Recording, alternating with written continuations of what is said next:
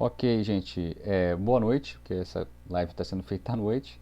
A gente vai então para a primeira aula do roteiro 1 de análise 2, né? A gente vai estudar o primeiro roteiro de estudos. Então, vou pedir para a técnica tocar uma vinheta e a gente depois já começa direto na aula, tá ok? Lembrando que é uma gravação de uma aula síncrona, então pode ser que tenha alguma participação de algum aluno com alguma dúvida, alguma observação, tá ok? Bora lá então.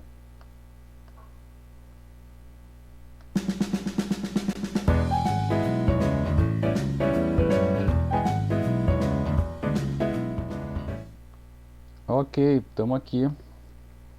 Roteiro de estudos 1, limite. Né? Então a gente está indo agora para a segunda disciplina de análise. Né? Então a gente já tem uma experiência de uma primeira disciplina de análise. Essa experiência diz para a gente como que é o tom desse estudo. Então a gente vai ver com muito rigor, né? Muito rigor matemático, alguns dos conceitos que foram vistos nas disciplinas de cálculo. Né? Então está aqui a introdução, diz exatamente isso. Né? É um estudo analítico, formal e preciso, né? Que fundamenta as disciplinas de cálculo. Quando a gente vê a disciplina de cálculo, a gente tem mais um compromisso em passar a técnica e não nem tanto justificar os conceitos. Né? Então, a gente tem uma noção de limite que vem da disciplina de análise 1. Né? A nossa noção de limite é feita para sequências. Então a gente sabe o que é limite de uma sequência e também um caso particular de sequências que são as chamadas séries também. Né? Então, fazendo uma rápida recordação, né? As sequências são funções aqui, ó, de n em r, né? E a gente estabelece um conceito de limite para esse tipo de função. O que a gente vai fazer agora é estender para funções de subconjuntos mais gerais de R. Tá? Aqui, ó, subconjuntos mais gerais. Então, a gente vai recordar a notação clássica de epsilon vizinhança, né? no conjunto dos reais. Né? Então, uma epsilon vizinhança é em torno de P, né? É uma vizinhança de raio epsilon centrada em P. Então, é esse intervalo aqui. Ó, né? São os P's que estão a uma distância menor que epsilon, tanto à direita quanto à esquerda. Né? Em termos de intervalinho, você tem o P aqui, aí você tem aqui o P mais epsilon e o P menos epsilon. Tá ok? Bora lá então para o conceito de limite de uma função. Tá? A gente tem uma ideia do cálculo. Né? O cálculo, lá no cálculo a gente dá o conceito de limite como sendo uma forma de investigar o comportamento dos valores de f de x para quando x se aproxima arbitrariamente de um valor p, né? Sem, né, atingir o próprio p. Não estou interessado no valor da função no ponto p. Eu estou interessado qual é o comportamento dela próximo de p. E esse próximo é um próximo arbitrário, é um próximo que eu não vou precisar, mas vou assumir que é um número muito pequeno, tá? Arbitrariamente pequeno. Né? Então vamos pegar um exemplo classicão lá do cálculo mesmo. Cadê? Voltei aqui. Tá? Vou pegar a função aqui, ó, definida por f de x igual a x quadrado menos x mais 2 e vou analisar ela para valores próximos de 2. Tá? Então, vou fazer isso mediante uma técnica interessante, que é a técnica de tabelas. Então, vou tabelar alguns valores, aqui está a tabela. Ó, x menor que 2, né? Então, eu vou pegar 1, 1,5, 1,8, 1,9, vou analisar 1,95, 1,99, 1,995 e 1,999. Né? E vou vendo como que a função trata esses valores e também vou pegar valores maiores que 2, né? 3, 2,5, 2,2, 2,1 e por aí vai. Então veja, vamos ver aqui o que está acontecendo, né, com o valor de f. Então aqui, ó, quando o x é 1, o f é 2, quando o x é 1,5 é 2,75, 1,8, e aí a gente vai. Quando é 1,999, né, o valor de f de x é 3,997001. Então a partir de 1,95, ele começa a dar valores cada vez mais próximos de 4. Né? E aí que então isso aqui está me dando uma dica de que talvez o limite, né, quando o x está indo para 2, seja 4. Mas é só um indicativo. Né? Eu não posso afirmar isso por essa tabela. Com a mesma razão, a gente pode pegar, né, x igual a 3 e está vendo que está dando valores cada vez mais próximos de 4 aqui. Ó. Quando é 2,001, é 4,003001. Então isso aqui está indicando um comportamento, né, de que conforme eu me aproximo de 2, seja por valores menores ou seja por valores maiores, a minha função está dando a entender que ela se aproxima de 4. Tá? Ah, professor, mas por que você não garante, sendo que você está vendo isso? Cara, eu não posso garantir, porque apesar de eu estar me aproximando, né, por intervalos pequenos, né, aqui, ó, do 1.995 para 1.999 é uma diferença pequena, mas não é arbitrariamente pequena, entendeu? E nada me garante que se eu colocar mais um 9 aqui, eu vou ter isso aqui mais próximo de 4, ou a função pode de repente mudar o seu comportamento, entendeu? Ou se eu colocar mais um 0 aqui e um 1 aqui, nada me garante que a função não vai mudar de comportamento. Existem situações onde isso acontece, né? Eu vou me aproximando arbitrariamente e a função vai dando a entender que ela tem um comportamento legal, quando na realidade ela não tem um comportamento legal, né? Foi assim, eu peguei um caminho que dá certo, mas não é qualquer caminho que dá certo, entendeu? Aí isso aí acontece em algumas situações. Então eu vou dar uma olhada no gráfico da função. Então eu fui lá no programa e plotei o gráfico. Aí pelo gráfico eu tenho uma ideia de comportamento bem melhor, tá? Então a ideia é a seguinte, eu vejo o gráfico aqui. Então de fato, quando o x está indo para 2, a função está indo para 4. O gráfico me dá uma noção bem melhor e me permite concluir, né, que para valores perto de 2, a função fornece valores perto de 4. Né? Então a tabela dá um indicativo do que o gráfico confirma. Né? E então a gente escreve, né, quando isso acontece, a gente vai escrever que o limite, né, para f de x, quando x vai para 2, é 4. Ou seja, o quão mais perto de 2 eu tiver, a minha função está perto de 4. Tá? E aí, com isso, eu crio uma ideia, né? Crio o conceito, uma noção para essa expressão aqui. Ó, né? Limite de f de x, quando x vai para p, igual a L.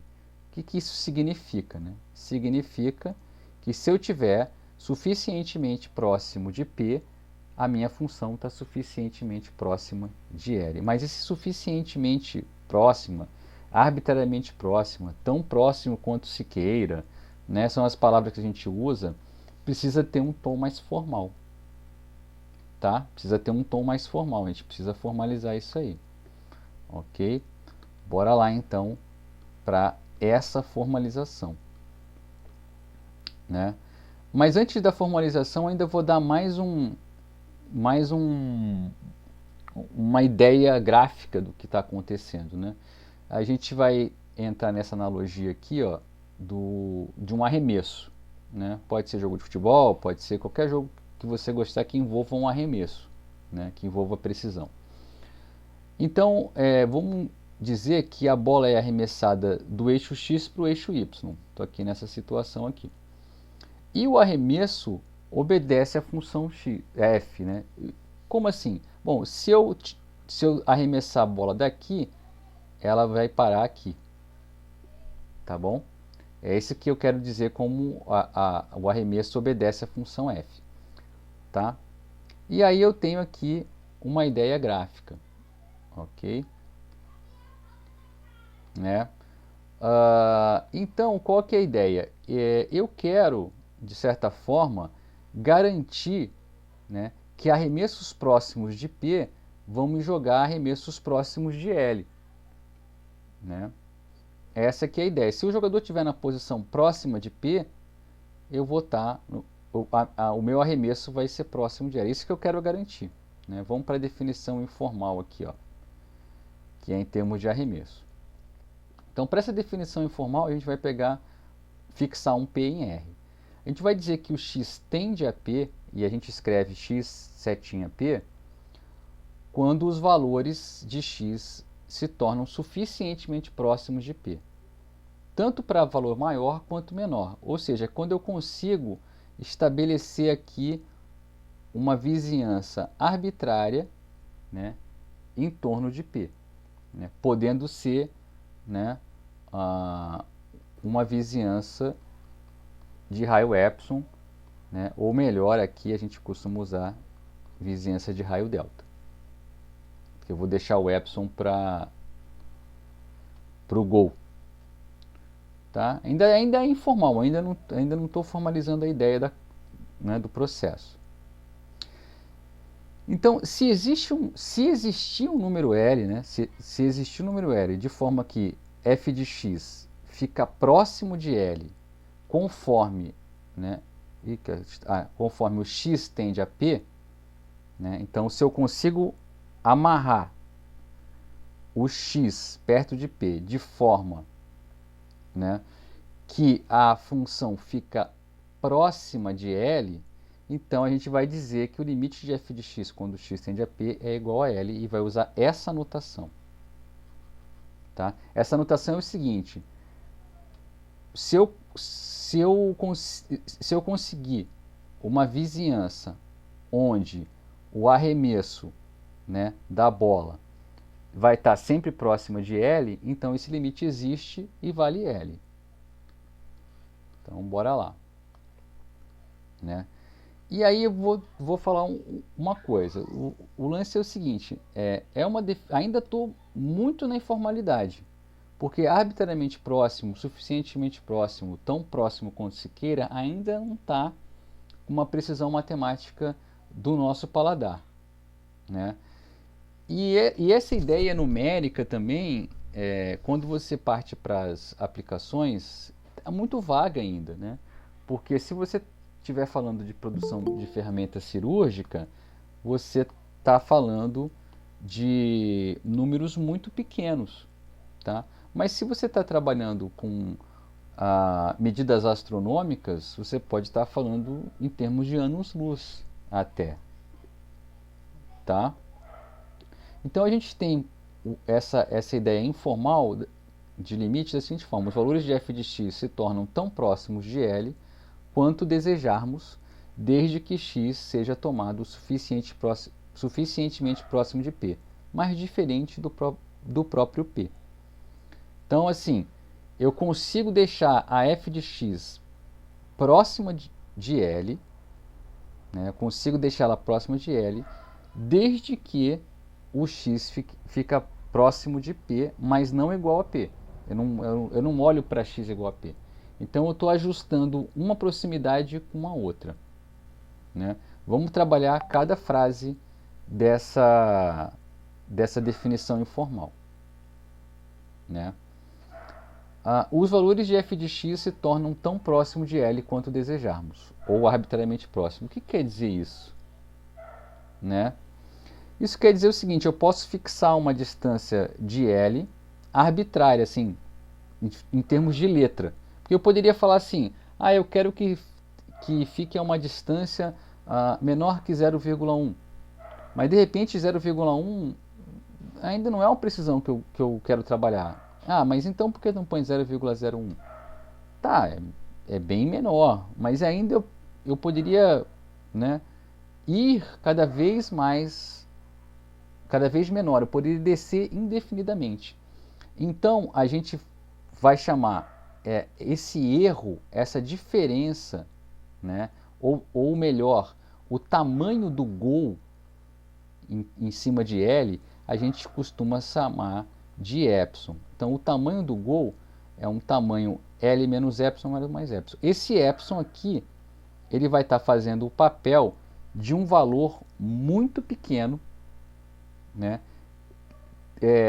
Um valor que eu posso substituir por qualquer número pequeno. Eu posso supor ele pequeno, mas não fixado. É um pequeno arbitrário. Aí que está o arbitrariamente próximo. É um pequeno que eu fixo. Isso aqui é um epsilon pequeno. Tá? Então, o meu tamanho do gol é 2 epsilon. É epsilon para cá, epsilon para lá. Tá? E esse epsilon, ele está aí fazendo o papel de número pequeno. Né? Qualquer número pequeno que eu substituir vai estar funcionando. É assim que eu quero, arbitrariamente próximo. Né? Então, vai valer para o 0,1, vai valer para o 0,01, vai valer para qualquer número pequeno. Ok? Então, bora lá. Dá uma salvada aqui, que esse programa de vez em quando fecha sozinho, deixa a gente na mão. Então, tá aqui, ó. A gente faz isso, a gente faz esse arbitrariamente próximo usando um epsilon e o L. Ok. Então, a gente vai dizer, né, que a função está arbitrariamente próxima de L se o f de x estiver numa vizinhança de raio epsilon.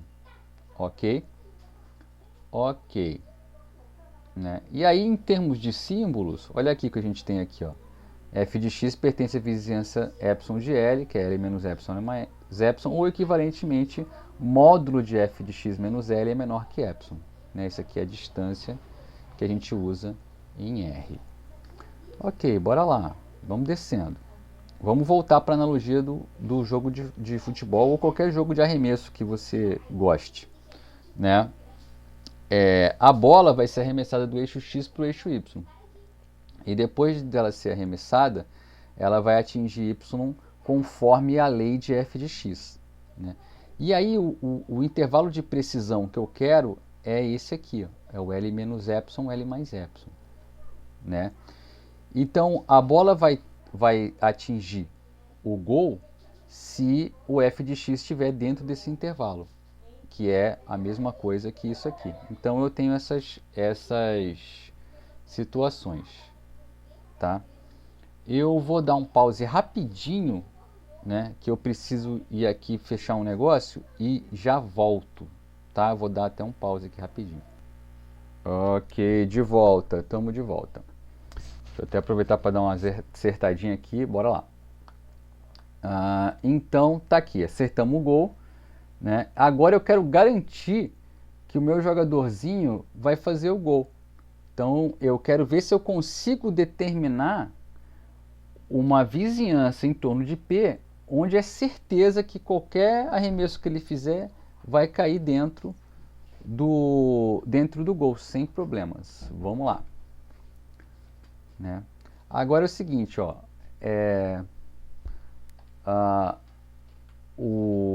tenho que garantir agora o meu intervalo em torno de P que garanta, né, se o limite existe, né, que garante que eu vou conseguir acertar lá aquele golzinho de tamanho 2 epsilon. Tá ok.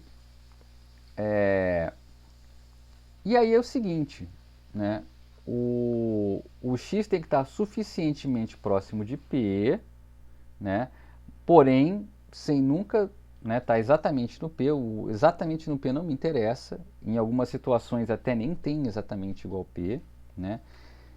E aí surge a pergunta, mas o quão próximo é esse suficiente? O quão próximo é essa garantia de que eu vou acertar a meta? Né? Bom, claro que vai depender desse epsilon. Tá? Quanto menor o epsilon, né, talvez muito próximo do P eu tenha que ficar. Né? Bora lá descer mais um pouquinho para a gente ver o que está acontecendo. Né? Repara aqui, ó, a lei do arremesso é essa aqui, ó, né? E aqui eu fixei o gol de tamanho epsilon. Né? Então, ó, conforme esse gráfico, se o meu jogador estiver aqui dentro desse intervalo aqui, ó, né, qualquer arremesso aqui dentro, né, um arremesso aqui, por exemplo, vai produzir um lance aqui, dentro do gol, entendeu? E quem determinou esse intervalo aqui, ó? Quem determinou esse intervalo aqui foram esses valores aqui, ó. O L mais epsilon e o L menos epsilon. Então, quem determina a precisão que eu tenho que ter aqui no eixo X para garantir o arremesso aqui dentro é o próprio epsilon. Repara, olha que tá. Se eu fizer um golzinho menor, eu tenho que pegar um intervalinho menor, né? Então a precisão é dada por esse epsilon, tá? Então o arbitrariamente, né, o suficientemente próximo de P, né, ele é procurado, ele é buscado mediante esse epsilon. Então vamos descer. Ok, né? Então, uma vez estabelecido o tamanho do gol, né, a pergunta é: será que é possível demarcar uma área próxima de P de forma que o arremesso está garantido ali naquele gol, naquele intervalo? Então, demarcar essa área significa encontrar um raio, que a gente costuma chamar de delta. Olha aí, ó. O delta ficou popular esses dias aí, né? Por causa da pandemia. Se a gente encontrar um delta em torno de P, de onde o jogador com certeza, né, vai arremessar dentro do gol. Então, a gente dá um epsilon, né? O epsilon é fornecido e o que a gente precisa encontrar é encontrar esse delta, tá? Então, se for possível, sempre que o epsilon for dado, você encontrar um delta, o processo de limite está definido, né? Então é o seguinte: se você conseguir um delta com essas condições aqui, né, que o x está aqui dentro, né, mas não é P, ou seja, você pode escrever como sendo 0 menor que módulo de x menos P menor que delta, né? E isso aqui acarretar que f de x pertence a v epsilon de L. Então, se você, dado o epsilon, você conseguir essa expressão aqui, você tem um limite, tá? Então, traduzindo em termos matemáticos, limite de f de x quando x é para p é igual a L se, dado um epsilon maior que zero, arbitrário, eu não sei quanto que é esse epsilon, existir, né, se dado esse epsilon, existir um delta que satisfaz o quê? F de x menos L menor que epsilon para todo x suficientemente próximo de P.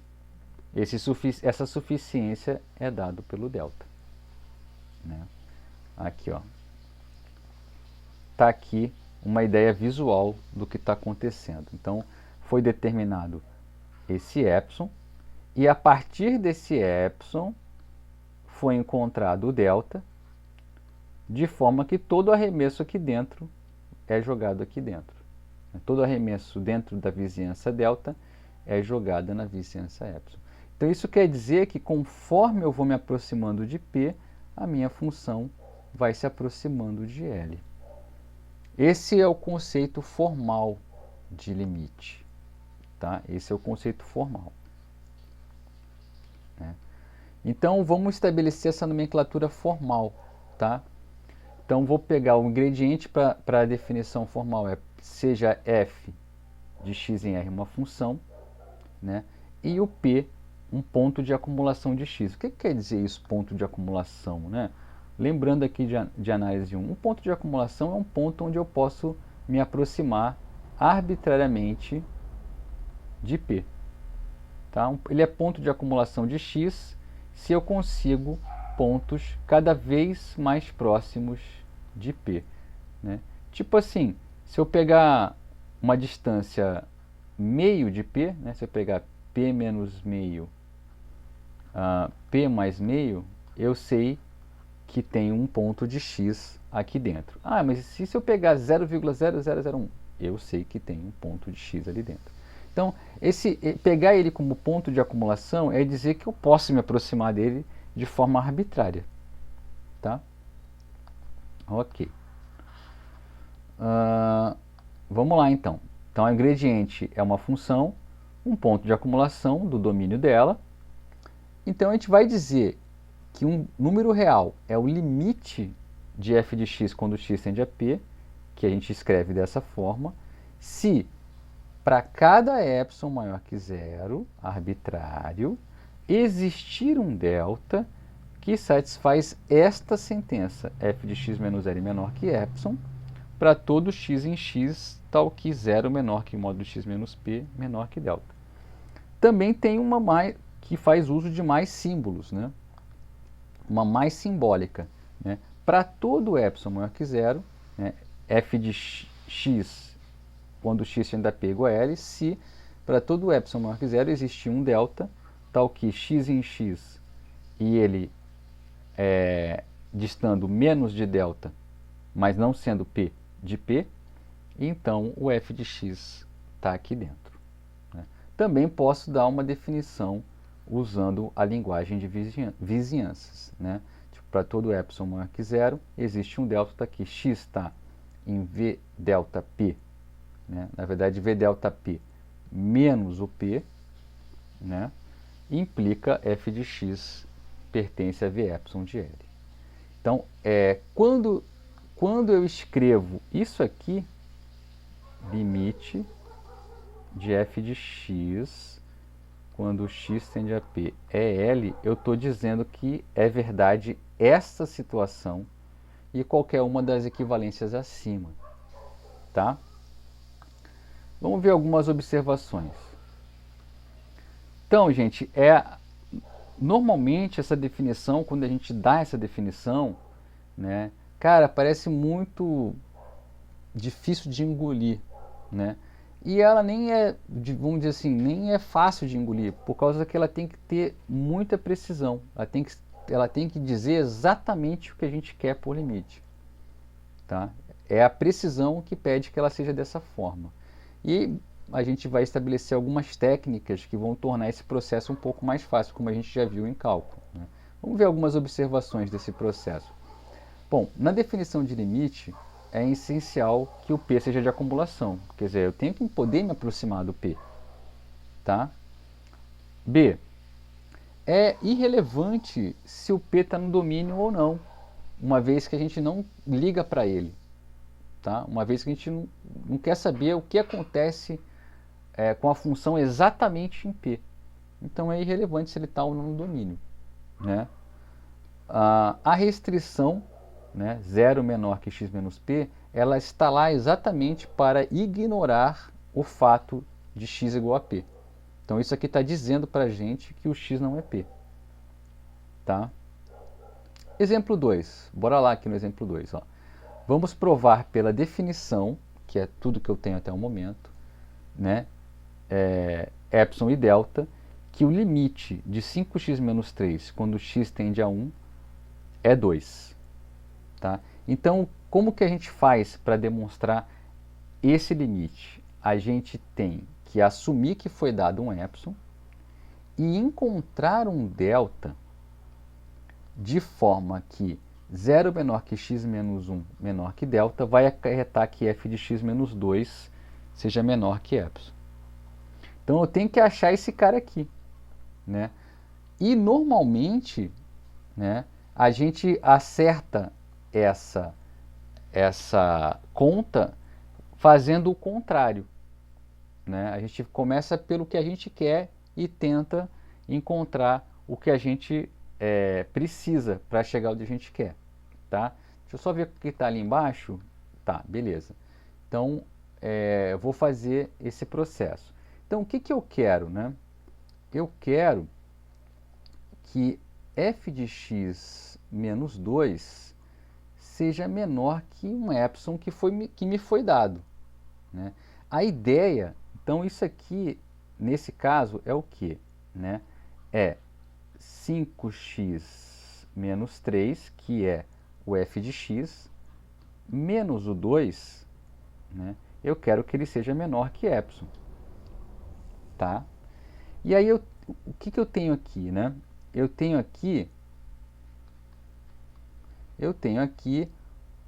uma expressão em módulo 5x menos 5, tá? Eu quero que seja menor que epsilon. Então a ideia desse processo é fazer aparecer esse x menos 1 aqui, de forma que eu possa manipular e chegar onde eu quero. Repara aqui que eu vou fazer mais uma manipulação. Essa última sentença, ela é verdadeira se e somente se 5 módulo de x menos 1 é menor que epsilon. Isso aqui é verdade se e somente se x menos 1 menor que epsilon sobre 5. Olha o que está acontecendo. Então, se o x menos 1 for menor que epsilon sobre 5, eu tenho que f de x menos 2 é menor que epsilon. Ah, legal. O que eu preciso fazer então? Eu preciso tomar o delta igual ou menor, tanto faz, né? Preciso pegar o delta igual, né, ou menor que epsilon sobre 5.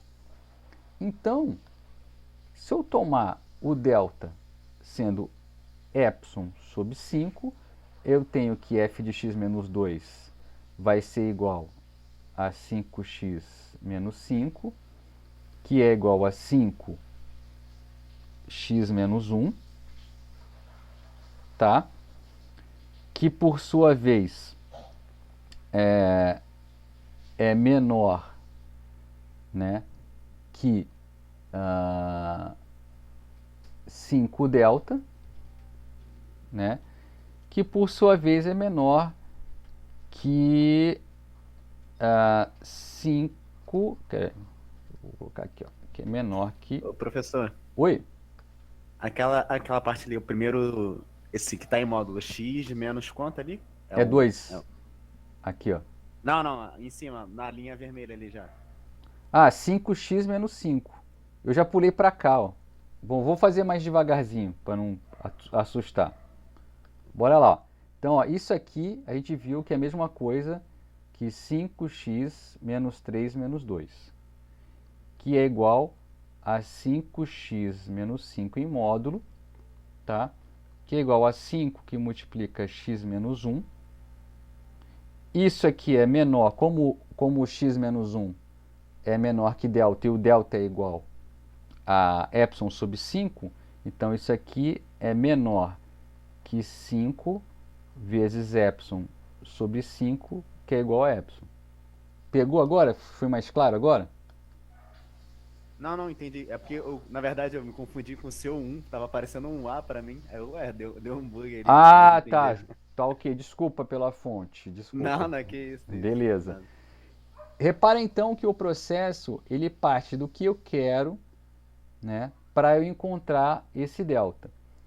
E às vezes é um processo bem complicado de você achar esse delta. Você tem que fazer algumas suposições a mais. Esse caso é um caso bem comportado, né? Onde eu tenho um epsilon, onde eu tenho um delta, né, que depende apenas do epsilon. É um epsilon sobre 5, é um epsilon sobre alguma coisa, né? Às vezes eu preciso fazer mais suposições em cima desse delta, tá? Ok, mas então a gente, né, a gente está começando a ver como que faz isso aí na unha. Isso aqui é um limite na unha, tá? Exemplo 3 aqui, ó. Vamos provar pela definição epsilon e delta que o limite de 4x menos 5 quando x vai para 3 é 7, né? O mesmo processo. Você começa com o que você quer para tentar vislumbrar qual é o epsilon. Então a gente está aqui, o que a gente quer? Né? F de x menos 7, o que é f de x menos 7? F de x menos 7 é 4x menos 5 menos 7, ok? Que fica então 4 x menos 12, né? E aí eu quero fazer aparecer um x menos 3, né? Então aqui fica 4x menos 3, tá? Então se eu pegar o x menos 3, se eu pegar o x menos 3 menor que epsilon sobre 4, então aqui eu tenho 4 epsilon sobre 4, que dá igual a epsilon. Então basta tomar o delta igual a epsilon sobre 4. Tá? Se eu tomar o delta igual a epsilon sobre 4, eu tenho essa igualdade, essa, e consigo concluir que é menor que epsilon. Tá? Ok. Mais um exemplo aqui para baixo. Bora lá. X² igual a zero quando x vai para zero. Tá? Então, pegar um epsilon arbitrário e tem que achar esse delta. Né? Vamos ver como é que fica aqui. Né? Eu vou começar pela resposta aqui. Né? Bora lá então. Ó. A gente tem aqui f de x menos zero, então o f de x é x². Né? Então fica x² menos o zero. Isso aqui é módulo de x ao quadrado. Né? Na verdade é isso aqui. Ó. Vou fazer um passo a mais que eu já estou empolgado. Isso aqui é módulo de x², mas módulo de x² é a mesma coisa que módulo de x ao quadrado. Né? Então basta que esse delta seja igual a raiz de epsilon. Né? Porque se isso aqui for... se o delta for raiz de epsilon, então o módulo de x ao quadrado vai ser menor que a raiz de epsilon ao quadrado, que é o próprio epsilon. Então isso aqui é menor... isso aqui é menor que delta ao quadrado, mas o delta é raiz de epsilon, então isso aqui é menor que... Peraí, vou pegar aqui, isso aqui... tá. Delta ao quadrado, mas o delta é igual a raiz de epsilon, então isso aqui é menor, isso aqui é igual a raiz de epsilon ao quadrado, que então é menor que epsilon. Esse aqui, na verdade, deixa eu ver. Tá certo. Então bastava tomar delta igual a raiz de epsilon. E aí você tem essa desigualdade. Né? O fato do módulo de x menor que delta vai acarretar que o x² menor que epsilon. Ok. Mais um exemplo para a gente ver o que está acontecendo aqui. Né? Aqui a gente tem o seguinte. Vamos fazer esse limite aqui. Ó. Limite de x indo para 5 de raiz de x menos 1. Determine um valor de delta para epsilon igual a 1. Não é um processo de limite inteiro, tá vendo? Ó? Eu tenho epsilon igual a 1 e quero encontrar, então, um valor de delta para que permita que o epsilon seja igual a 1. Né? Então, o que eu quero aqui? Ó? Eu quero f de x menos 2 igual a raiz de x menos 1 menos 2 menor que epsilon igual a 1. Então, eu quero isso aqui. Ó. Eu quero encontrar, né, eu quero que x menos 5 menor que delta implique... eu quero encontrar esse delta que implique que raiz de x menos 1 menos 2 menor que 1. Então eu tenho que manipular essa expressão aqui, tentando fazer aparecer um x menos 5. Tá? Então essa expressão aqui, ó, olha como é que ela é. Ela é isso aqui, ó, raiz de x menos 1 menos 2 menor que 1. Isso aqui acontece o quê? Isso aqui acontece C somente C. Tá? Menos 1 menor que raiz de x menos 1 menos 2 menor que 1. Deixa eu arrumar a fonte aqui que já tem gente reclamando da minha fonte.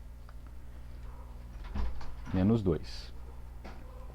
Ok. Então, isso aqui, C somente C, eu vou somar 2 dos dois lados. Então, eu vou ficar aqui, ó, somando 2, eu vou ficar com menos 1 mais 2 menor que raiz de x menos 1 menor que 1 mais 2. Tá? C somente C, aqui fica menos 1 menor que raiz de x menos 1 menor que 3. Tá ok? Beleza. Ok. Opa, peraí, deixa eu gravar aqui, botar na mãozinha, descer um pouquinho. Aqui, ó. E aí, o que eu vou fazer aqui, ó? Raiz nunca é negativo, tá? Então, na verdade, isso aqui está equivalente. Deixa eu ver aqui o que eu posso fazer aqui. Isso aqui é equivalente a zero menor que raiz de x menos 1 menor que 3. Se eu quadrar tudo, eu mantenho a desigualdade. Então, isso aqui não é que implica, né? Mas é implicado por zero, eu quadrei tudo, x menos 1 menor que epsilon ao quadrado. Então, se eu quadrar aqui, eu mantenho a desigualdade. E aí, o que eu tenho aqui? Ó? Eu quero chegar num x menos 5. Tá? Eu quero chegar num x menos 5. O que eu vou fazer aqui? Eu vou somar. Então, aqui eu vou somar menos 4. Então, fica menos 4 menor que x menos 5 menor que epsilon ao quadrado menos 4. Tá?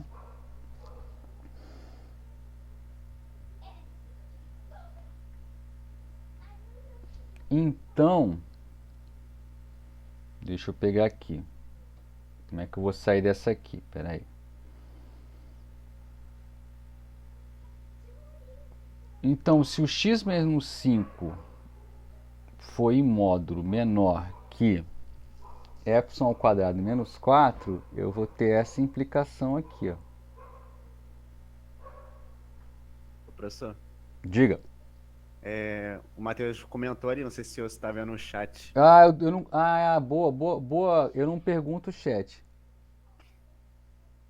Fica um positivo do lado esquerdo, não, professor? Deixa eu dar uma olhada.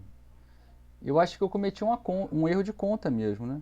Na parte ali do Isso. menos 1 mais 2, fica um positivo. Isso, fica um positivo. Melhorou. Melhora que eu estava Maneiro. começando a ficar.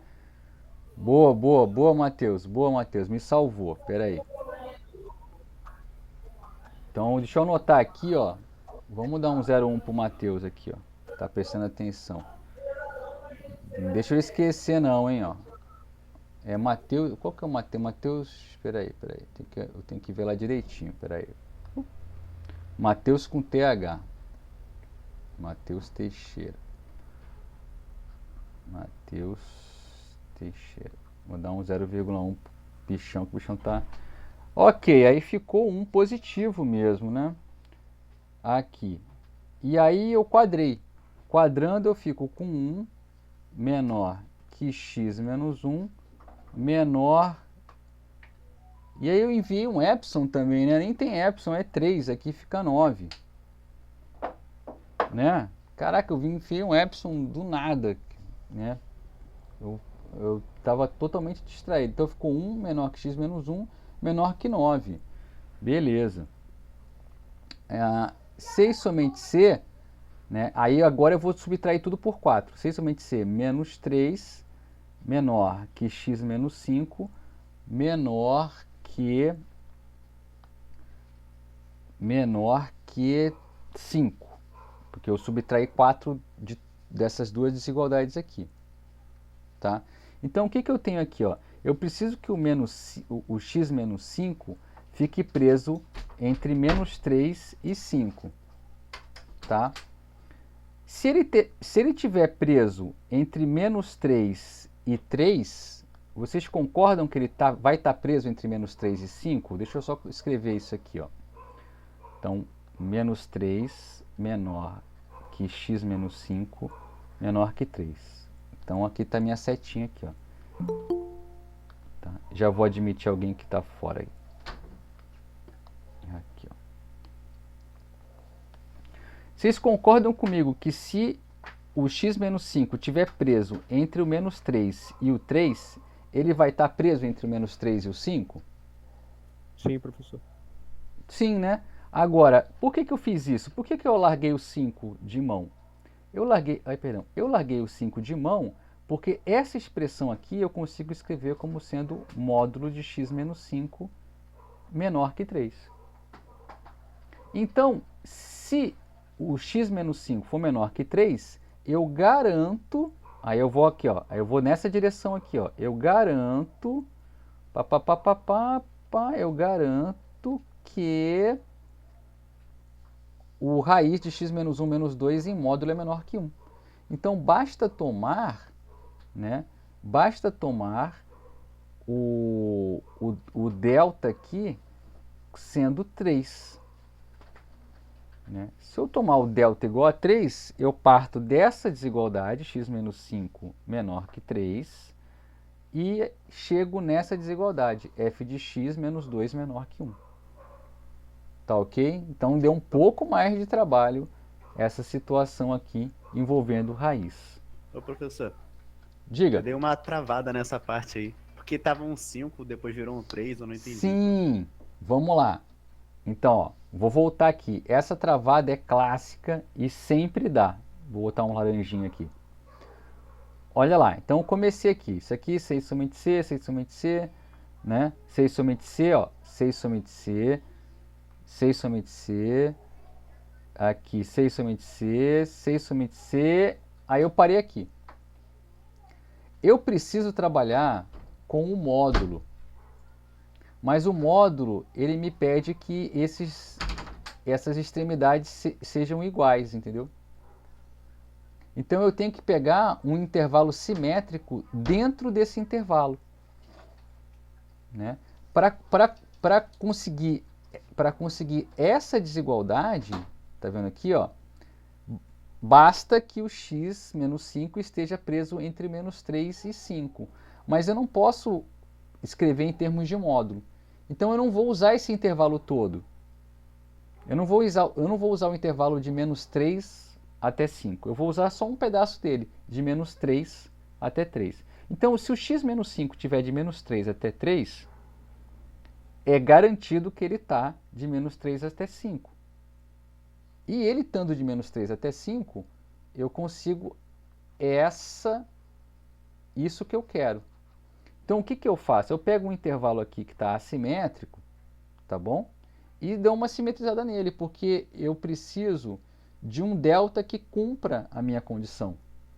Tá? Repara que se eu tivesse escolhido o 5 para fazer isso, se eu tivesse feito, né, de menos 5 menor que x menos 5 menor que 5, não ia dar certo. Porque nesse intervalo aqui tem uma parte que está fora desse. Então esse aqui não me serve. Tá? A ideia de jogar fora o 5, trocar por 3, é só por causa do módulo. Tá? Então, ó, repara, 6 somente C, 6 somente C, 6 somente C, só que aqui eu não consigo mais ir com 6 somente C. Eu vou pegar só um C. E isso aqui acarreta nisso, tá vendo aqui, ó, acarreta nisso, e isso é 6 somente C isso. Então, se o meu delta for 3, né, o x menos 5 está nesse intervalo aqui, e se ele está nesse intervalo aqui, ele cumpre isso. Então, ó, eu não preciso de todo esse negócio aqui, ó. Eu não preciso de tudo isso. Eu preciso só de um pedaço dele. Com um pedaço eu já consigo. Você entendeu o que está acontecendo? Não, agora eu entendi, professor. Né? Eu não Foi preciso tudo uma manipulaçãozinha para um ajuste, né? Porque assim, se o x menos 5 tiver entre menos 3 e o 5, eu consigo o que eu quero. Mas eu preciso travar o x menos 5 num módulo. Né? Repara que esse intervalo ele não tem o centro dele, né? Ele não tem simetria. Eu vou precisar pegar um pedaço dele, né? Então, vou pegar só até o 3, ó. Porque aí eu consigo escrever dessa forma. E aí eu consigo o que eu quero. É só um ajuste mesmo. É um ajuste que a gente faz. E sempre dá um probleminha. É porque até então eu não precisava fazer ajuste. Eu conseguia sair do que eu queria com 6 somente C, né, até o resultado final. E aqui não deu por causa da raiz. Né? E aí é o seguinte, a gente vai relacionar agora uma equivalência entre o limite de uma função e o limite de uma sequência. Porque limite de sequência é conceito, né, e é visto em análise 1. Então vamos pegar esse teorema aqui, ó. Vai pegar f de x em R uma função e P um ponto de acumulação. Isso aqui são condições de existência, tá? Tem que ser aqui sempre, né, tô tratando de limite de função e sempre os limites são calculados em pontos de acumulação. Quando não é um ponto de acumulação, nem faz sentido calcular limite. Então é o seguinte, o limite de f de x quando x tende a P é igual a L, gente, se e somente se, né? Se e somente se, toda sequência, né, em x menos P, satisfazendo xn igual a P, né, limite dela indo para P. Ah, tá, perdão, eu comecei dos contrários, ó. Limite de f de x quando x tende a P é igual a L, se e somente se o limite das imagens, né, o limite de f de xn quando n vai para o infinito é L, para qualquer sequência. Então eu tenho aqui, ó, eu tenho o P aqui, né?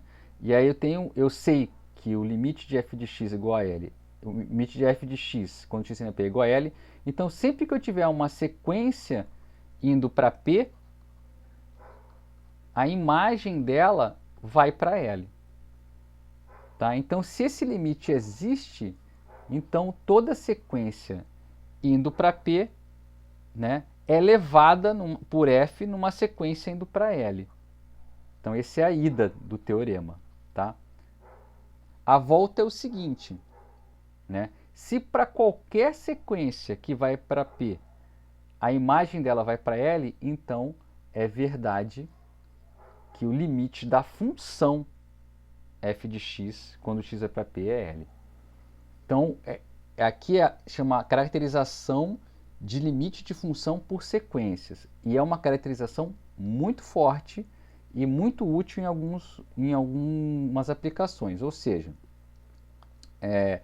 se qualquer sequência indo para P é levada pela f numa sequência indo para L, né, então é porque o limite da função é L. Né? E se o limite da função for L, isso força que qualquer sequência xn indo para P é levada numa sequência, levada por f numa sequência indo para L. Tá? Na prática, a gente usa esse teorema mais para mostrar que não existe limite. Né? Na prática, na prática, em raras ocasiões, você usa esse teorema para provar que o limite existe. Normalmente, esse teorema é usado para provar que um limite não existe. Como que se faz isso? Né? Você pega uma sequência que vai para L, perdão, pega duas sequências que vão para P, tá? Só que uma é elevada numa que vai para um valor e outra é elevada em outra com outro valor, né? E aí não está acontecendo isso aqui, ó.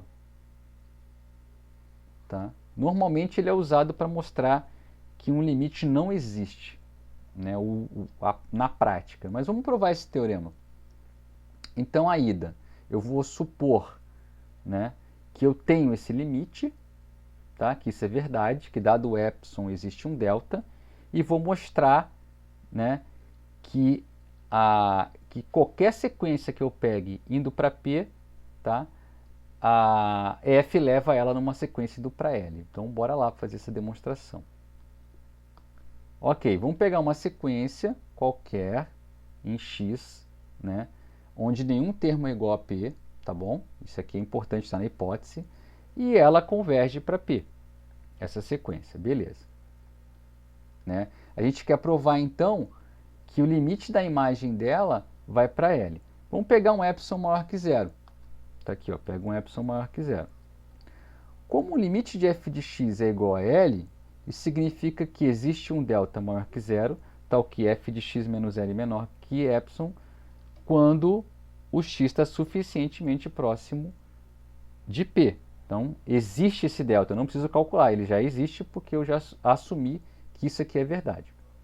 Para esse delta maior que zero, a gente tem que o limite de xn é P. Né? Ou seja, existe um n suficientemente grande de forma que xn menos P menor que delta para todo n maior que n, que esse é não. Porque, por hipótese, a gente tem isso aqui, ó. Né? E como xn é diferente de P para todo n, né, é verdade que cada termo da sequência cumpre isso aqui. Né? Cada termo eu tenho 0 menor que xn menos P menor que delta, para todo n maior que não. Isso significa, pelo conceito de limite, que esses caras aqui, ó, atingem o gol. Esses caras são levados na epsilon vizinhança. Ou seja, f de xn menos L é menor que epsilon para todo n maior que não. Isso significa, em outras palavras, que o limite de f de xn, n indo para infinito, é o próprio L. Ok? Dado um epsilon arbitrário, eu consigo um índice tal que, a partir desse índice, todos os termos das sequências caem no intervalo. Ok, então a ida foi feita. Vamos provar a volta, então. Tá? A volta a gente vai fazer por contrarrecíproca. Tá? Vamos supor, então, né, vou assumir vamos supor que limite de f de x, quando x vai para P, não é L. Vamos supor que isso aqui não é verdade. Né? Isso não é verdade. Vou negar a tese. Tá, não tese implica não hipótese. Tá? Então vou fazer não tese. Isso aqui.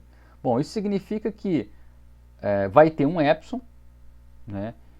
De forma que qualquer delta que eu pegue, eu vou conseguir um ponto, né, que não faz gol. Ou seja, eu vou conseguir um ponto que está próximo, mas que está próximo de P, mas que ele é arremessado fora do gol, fora do intervalo. Né? F de x delta menos L maior ou igual que epsilon. Isso é negar que existe o limite. Né? Negar que existe o limite significa que eu consigo me aproximar do P, né, sem que a função jogue dentro do gol. Ou seja, sempre vai ter um ponto dessa forma. Então, vamos pegar ΔN como sendo 1 sobre n. n igual a 1, 2, 3. Né? E então, para cada valor ΔN, então, assim, ó, tem um valor, existe um epsilon maior que zero. Então, para cada delta vai acontecer isso aqui. Então, eu vou pegar delta como sendo 1, delta 1 é 1. Então vai ter um x1 que tem essa situação aqui. Ó. Ele está próximo, ele dista menor que delta, né, de P, mas ele é levado fora do intervalo de raio epsilon. Ok, então vou pegar essa sequência de deltas. Né? Então essa sequência de deltas vai dar origem a uma sequência x, né, x delta, que como o delta está indexado por n, então é uma sequência xn. Essa sequência, né, essa sequência aqui, ela está em x menos p, ela converge para p, porque, repara, esses deltas aqui, ó, né, a distância de x delta até p é menor que delta, e o delta está ficando cada vez menor, está ficando 1 meio, 1 terço, 1 quarto. Então essa sequência xn, para cada n eu estou um pouquinho mais próximo do p. Então essa sequência converge para p, sem nunca ser igual a p. Tá? Mas o que acontece com o limite da imagem dela? Pô, o limite da imagem dela nunca é L, porque eu sempre tomo uma distância maior ou igual que epsilon de L. Então a não tese implica na não hipótese. Né? Sendo assim, a gente tem a volta desse resultado. Tá? Ou seja, a gente tem aqui demonstrado a caracterização de limite por sequências. Tá? E com isso, a gente relaciona esses dois mundos, o mundo dos limites de sequência com o mundo dos limites de funções. Tá? E essa ponte permite que a gente já consiga alguns resultados, né, de fundo teórico. Né? Vamos lá, ó. Corolário 1, unicidade do limite. Né? Porque eu vou jogar a responsabilidade da unicidade para a sequência. Vamos lá ver o que acontece. Ó. Seja f de x em R uma função e P um ponto de acumulação de x. Se o limite de f de x quando x vai para P é L' e o limite de f de x quando x vai para P é L2', então esse L' é igual a L2'. Eu não posso ter dois limites para uma função, o limite é único. Então bora lá ver como que a gente faz isso via o teorema lá de cima. Então, P é ponto de acumulação. Então, vai existir uma sequência. Né? Para todo ponto de acumulação, você tem uma sequência de pontos em X que converge para P. Né? Então, segue do teorema 1 que o limite, né, da imagem dessa sequência é L'. E também é L2'. Agora, o limite de sequências é único. E aí segue a unicidade do limite para funções. Tá? O corolário 2 é operações com limites. Então, de novo, pegar duas funções, P um ponto de acumulação. Se o limite de f de x quando x vai para P é L e o limite de g de x quando x vai para P é M, né? O limite de f é L e o limite de g é M, quando ambas o x vai para P, então, o limite da soma é a soma dos limites, o limite do produto é o produto dos limites e o limite do quociente é o quociente dos limites. Isso se você tiver um m diferente de zero, porque se o m for igual a zero, você não tem esse resultado. Tá? E qual que é a ideia desse corolário aqui? Pô, a ideia desse corolário, gente, é jogar a responsa tudo para a sequência. Então, P ponto de acumulação vai ter uma sequência. Né? Por ele ser ponto de acumulação, tem uma sequência convergindo para ele. Tá? E então, como os limites existem por hipótese, você tem o quê? Você tem que a função, o limite da imagem da sequência vai ser L por F e vai ser M por G. Né? E você sabe que essas regras todas aqui, A, B e C, são regras válidas para a sequência de função. E aí você vai obter o que você quer. Ok? Bora ver uma outra aplicação desse resultado. Para mostrar que certos limites não existem. Né? Então, o exemplo 6. Assim, na verdade, a principal função daquele teorema, claro que ele teve essa jogada teórica de você jogar a responsabilidade de algumas propriedades para cima da sequência. Mas normalmente esse teorema é usado para demonstrar que um limite não existe. Veja bem aqui a função, a f de R menos 0 em R, que pega o x e leva em seno de 1 sobre x. Quer dizer, essa função não tem limite quando o x vai para zero. Né? De fato, basta exibir duas sequências, xn e yn, que convergem a zero, né? Mas que as imagens têm limites diferentes. Tá? Vamos ver como é que a gente pode fazer isso. Tá bom? O que a gente pode fazer? Bom, como a gente está com um seno aqui, né? A gente pode tentar ver o seguinte, pode tentar pegar então, ver se eu consigo lembrar de cabeça essas coisas. Deixa eu dar uma gravada aqui, que esse programa aqui, quando ele fecha, ele deixa a gente na mão. Bora lá. Na verdade eu vou jogar a resposta para vocês. Deixa eu vir aqui. Alguém aí tem um exemplo para mim? Já trabalhou com essas... Eu vou voltar lá. Já trabalhou com esse exemplo? Alguém que está na transmissão? Deixa eu ver aqui.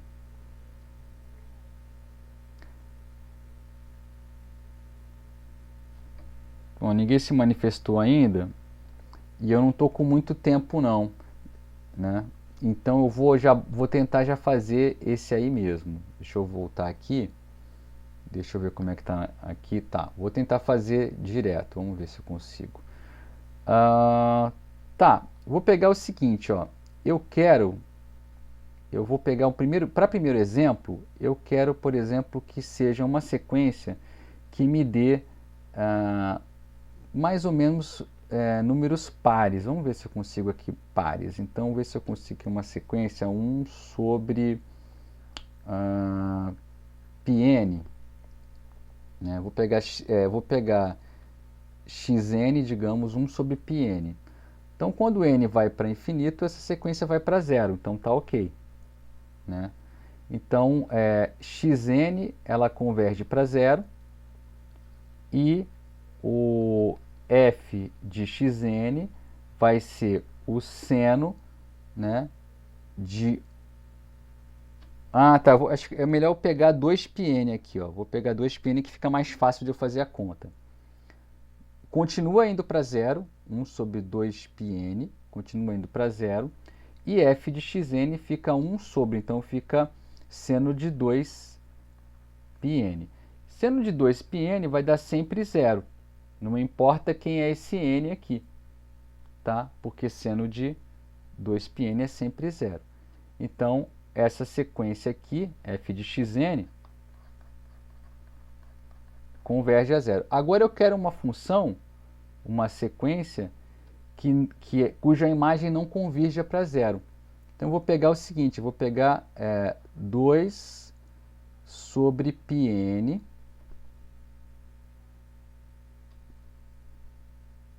Deixa eu ver se isso vai dar certo. Eu vou pegar isso aqui como sendo yn. 2 sobre πn. É isso. Aí, quando eu inverter, vai ficar...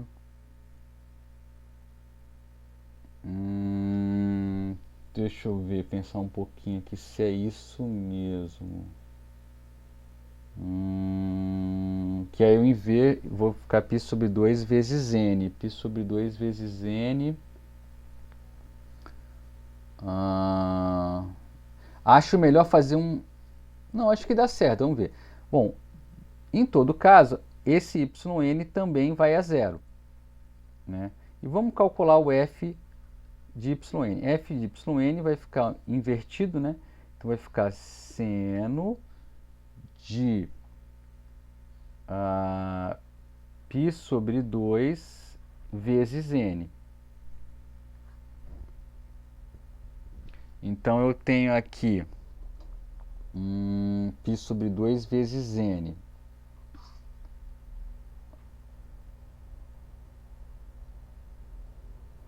Tá. Professor, no exemplo que o senhor deu, acho que o senhor pegou 2 sobre 4 mais 4πn mais π. 2 sobre 4πn mais π. Espera aí. 2 sobre 4, 4πn mais π? Isso. Tá.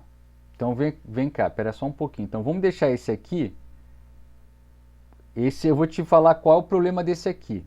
Obrigado por ter me lembrado. Boa, boa. Deixa eu só acertar aqui, ó. Esse aqui ficou πn, né? Qual que é o problema desse cara aqui, ó? Vamos analisar essa sequência. Essa sequência aqui é o seguinte. Essa sequência é, quando o n é 1, ela vale 1. Quando o n é 2, ela vale 0. Quando o n é 3, ela vale menos 1. Tá? Então, por aí vai. Tá? Então, esse aqui não serve. Tá? Porque essa sequência aqui não converge para nenhum lugar. Então, ela não está, né? Ela não está dando certo. E aí a gente tem que fazer um ajuste. Não pode permitir que dê 0 nem menos 1. E por isso que na aula do semestre passado a gente deu uma ajeitada e ficou 4, né, πn mais O que você tinha falado mesmo?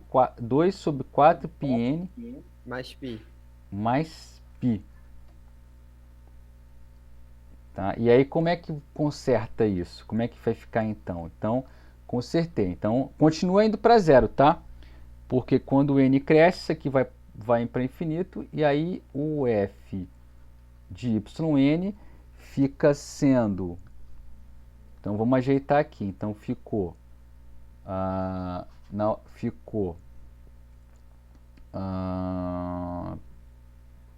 π que multiplica 4n mais 1 sobre 2, não é?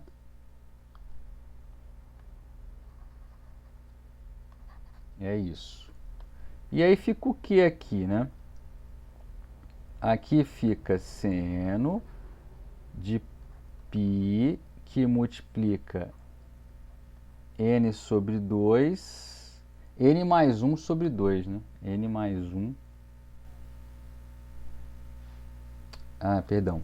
Fica π que multiplica 2n mais 1 sobre 2. É isso? 2n. Tá. Espera aí que esse 2 aqui, o legal é ele vir para cá, ó. Fica π sobre 2 que multiplica 4n mais 1. Então, isso aqui é sempre, se eu colocar 1 aqui, fica 4 vezes 1, 4, mas fica sempre ímpar. Porque aqui vai ficar sempre ímpar, que se eu aqui fica 2 mais meio, né? Mas é melhor ficar assim, ó. Isso aqui é sempre ímpar. Então, essa sequência... O senhor fez, na verdade, ficaria π sobre 2 mais 2nπ, né? Porque quando inverte ali, em cima ficaria 4πn mais π sobre 2, né? Aí se você expandir essa soma de frações, ia ficar 4πn sobre 2 mais π sobre 2. E tem um formato melhor que esse, né? Bora lá então, ó, peraí. Aí fica mais fácil de visualizar. Fica seno, então, de 4πn mais π, tudo sobre 2, né? Que ficaria, então, Isso. seno de 2πn mais π sobre 2, né? Isso. Sim. Sempre é uma volta e meia, né? Então, essa f de yn, essa sequência, sempre é 1, 1, 1, não é? Isso. Isso, beleza. Então, ela converge para 1, né? Então, eu consegui uma sequência xn, obrigado, gente, que a imagem converge para 0, e consegui uma sequência yn que a imagem converge para 1. O teorema diz que isso não pode acontecer se a f tem limite. Porque se a f tem limite... Deixa eu tentar voltar lá no teorema aqui, ó. Se a f tem limite... Aqui, ó. Se a f tem limite, então o limite de qualquer sequência é igual ao limite da f. Isso não aconteceu. Tá? Isso não aconteceu. Né? Eu tenho duas sequências, né? Ambas indo para 0, mas com limites distintos pela função f. Ok, obrigado pela ajuda aí, me salvou. Bora lá seguir adiante. Exemplo 7. Outra ideia aqui, ó. A função f de r em r, que tem essa definição. Ela é 0 se o x é racional, ela é 1 se ele é irracional.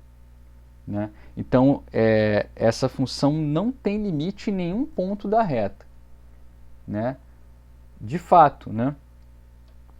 A gente sabe que Q tanto Q quanto R menos Q são densos, né? Então, qualquer número real, né, eu vou ter uma sequência de racionais indo para ele e vou ter uma sequência de irracionais indo para ele também. Tá? E aí, o que acontece? Né? O que acontece com essas imagens aqui? Ó? Repara, essa sequência de números racionais, quando eu aplico f nela, né, o f de xn vai para zero, porque sempre vai dar zero, porque são racionais, ele é zero nos racionais, e essa sequência yn, o f de yn, ele vai para onde? Ele vai para 1, porque essa sequência é constante igual a 1. Então, para qualquer número p, né, eu tenho uma sequência que vai para ele, mas que a imagem vai para zero, e tem uma sequência yn que vai para ele, mas a imagem vai para 1. Então, não existe limite. O limite ordinário não existe. Eu vou botar assim, ó. Não existe. Vou botar aqui, ó. Então não existe limite. Né? Não se aproxima de nenhum lugar. Isso aqui, a conclusão é pelo teorema, né? Pela caracterização de limite por sequência. E aí eu tenho mais um teorema, o teorema 2, né? Que é o teorema do sanduíche, clássico, né? E o teorema do infinitésimo por limitada, né? Então, o que eu tenho aqui? Eu tenho três funções, f, g e h, né, de x em r. O que acontece com o teorema do sanduíche? Quer dizer, se você tiver a função h, né, entre a f e a g, e tanto a f quanto a g vão para L quando o x vai para P, isso significa que a função h não tem para onde correr, né? Se por baixo a f vai para L e por cima a g vai para L, né, o sanduíche aperta, então o h tem que ir para L. O infinitésimo por limitada é naturalmente uma consequência do sanduíche. Tá? Então, se tua função f de x, quando o x vai para P, vai a zero, quer dizer que ela é o que a gente chama de infinitésimo, quando o x vai para P, a f vai para zero, e g é uma função limitada numa vizinhança de P, então o limite do produto vai para zero. É uma consequência do teorema do sanduíche. Você consegue espremer esse produto entre duas funções que vão para zero, uma por baixo e outra por cima. Não vou fazer, porque esse teorema é um exercício, exercício 2. Vamos só usar ele aqui, ó. Tá? Repara aqui, ó, limite de x vezes seno de 1 sobre x é zero. Né? Por quê? Né? Eu vou tratar essa como f e vou tratar essa como g. Tá? Bom, limite de x quando o x vai para zero é zero. Né? E seno de 1 sobre x, o seno sempre de qualquer coisa, o seno de qualquer coisa, vou botar uma estrelinha aqui, ele sempre está preso entre 1 e menos 1. Então, sempre ele é limitado. Tá? E então, ó, não tem o limite de seno de 1 sobre x, a gente acabou de ver que não tem esse limite, né? Mas quando eu multiplico por x essa função, eu ainda tenho o infinitésimo por limitada, tá? Pois, aqui ó, pois f de x é igual a x é infinitésimo e g de x igual a seno de 1 sobre x é limitada. Portanto, do teorema 2, o limite de x indo para zero de f vezes g é zero. Repara que esse seno de 1 sobre x nem tem limite, cara, mas quando eu multiplico por um infinitésimo, ele vai a zero.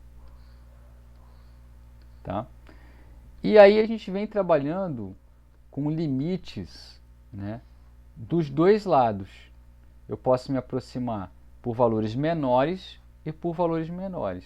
Olha, é lícito eu considerar a lateralidade dos limites, né? Eu posso fixar, então, uma aproximação por valores maiores, que eu vou chamar de aproximação pela direita, né? Maiores mais, ou por valores menores, que eu vou chamar de menos, pela esquerda. Tá? E é assim que eu defino os limites laterais. Eu restringo a minha possibilidade de abordagem. Eu vou considerar vindo pela esquerda e vindo pela direita. E depois a gente vai ver como que esses limites laterais se relacionam. Tá? Ok. Então tá aqui, é o seguinte, deixa eu ver como é que tá aqui. Nós já estamos chegando a 7h41, né? 7h41, deixa eu ver aqui. O que eu tenho? Tenho limite lateral, deixa eu só conferir. Falta só esse limitinho lateral aqui. Então vamos terminar, dá tempo de terminar esse roteiro aqui. Bora lá então, dar um sprint aqui, tá? Vamos recordar essa definição 3 aqui, que é, vou pegar x no subconjunto de R, o número P em R é um ponto de acumulação à direita se eu consigo pontos arbitrariamente próximos dele, mas todos maiores. Então ele é um ponto de acumulação à direita se eu consigo se aproximar dele somente pela direita. Tá? E um ponto de acumulação pela esquerda vai ter uma definição semelhante. Tá? Então vamos pegar aqui uma outra definição, que é essa aqui, ó. Seja f de x em R uma função e P um ponto de acumulação à direita. A gente vai dizer que L é o limite à direita de f de x quando x tende a P, né, por valores somente à direita.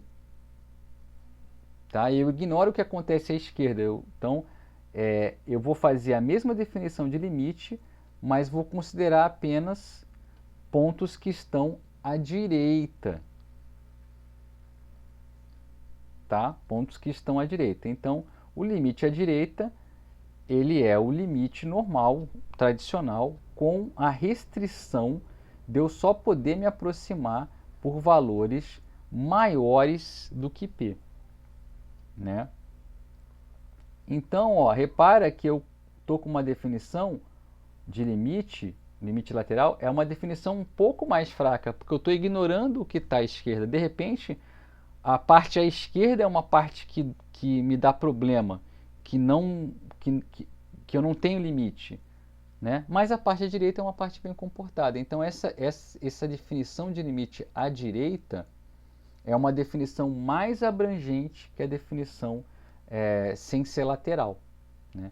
E aí, da mesma forma que a gente obteve uma definição em símbolos, a gente tem essa simbólica. Né?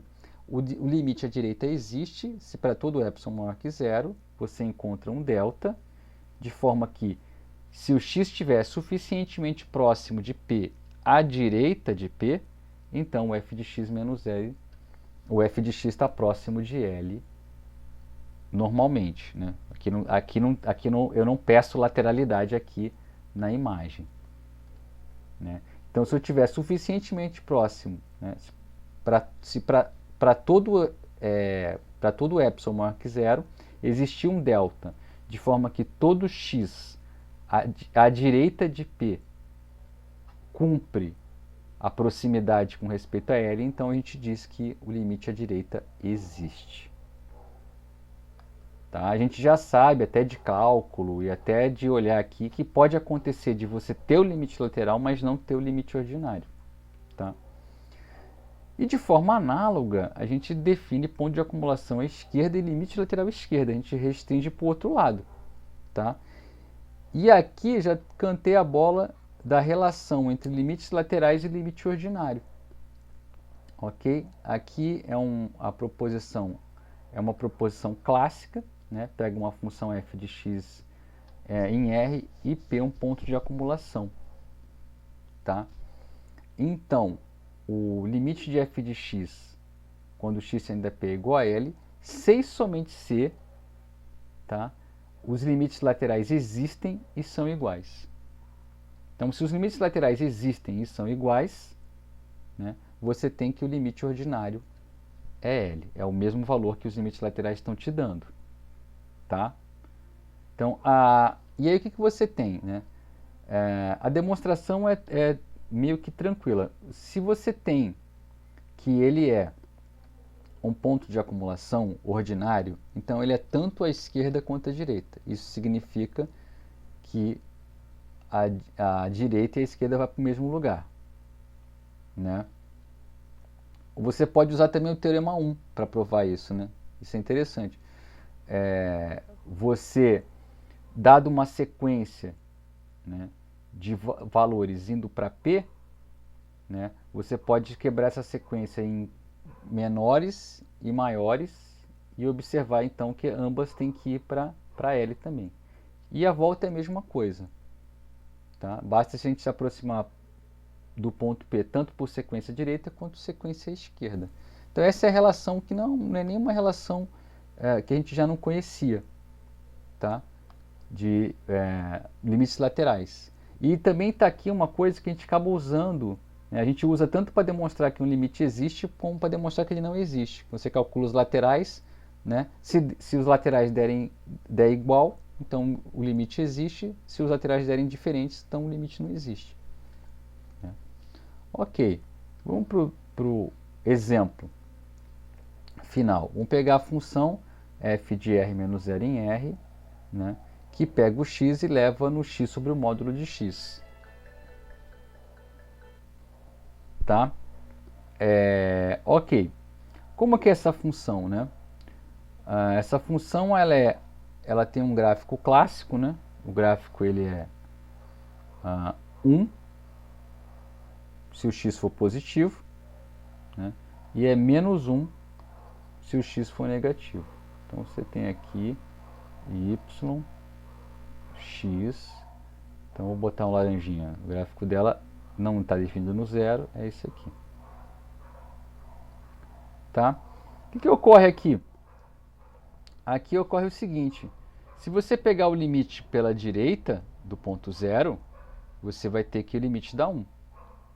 Tá? E se você pegar o limite à esquerda do ponto zero, o limite dá menos 1.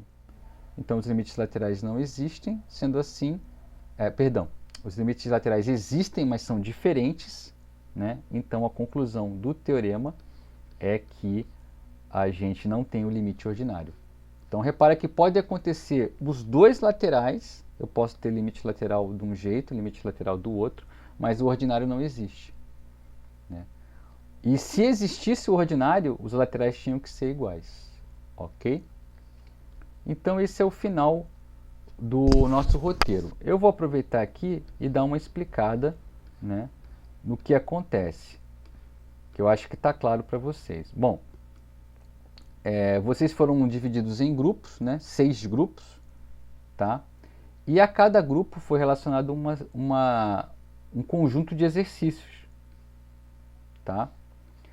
E aí, esses são os exercícios que vocês têm que entregar. Eu vou encerrar por aqui a gravação e aí eu explico com mais detalhes para o pessoal que está ali ao vivo. Eu agradeço a paciência de quem assistiu essa aula gravada, né? E desejo um bom estudo a vocês. Eu vou encerrar a gravação aqui com a vinheta.